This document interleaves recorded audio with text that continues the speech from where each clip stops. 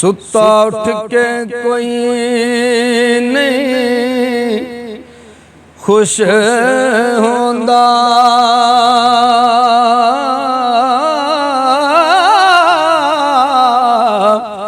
बड़े सुते जगा के वेख्या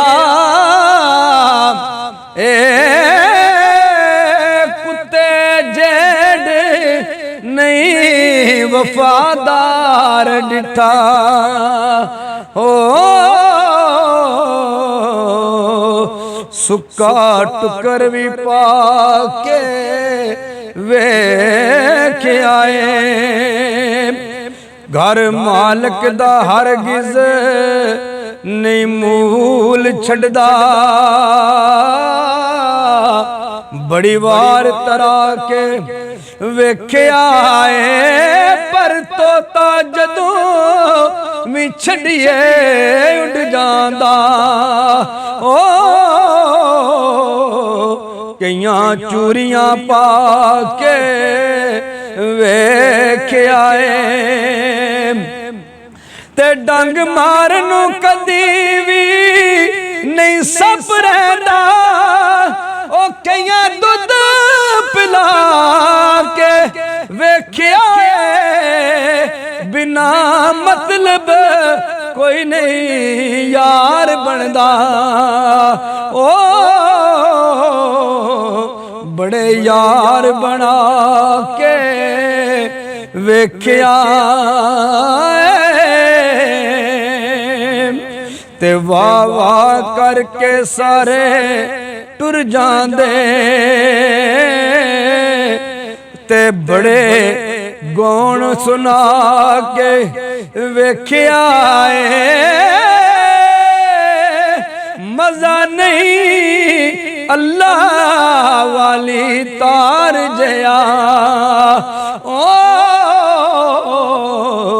बड़े वाजे बजा के वेख्या ते मस्जिद आखदे ने कर रब दा ओ बड़ी बार मैं जाके वेख्या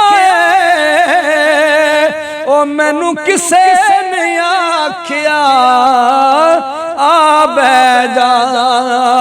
ओ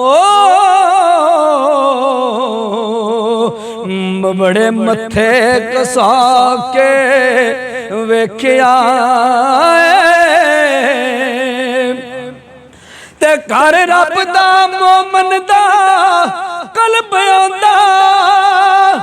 ओ जिथे छातियां पा के वेख्या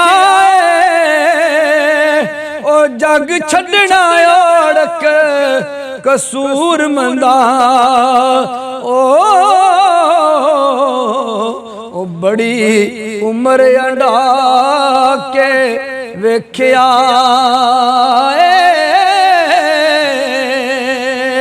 ओ सदा न बागी बुलबुल बोले, ते सदा न बाग बहारा।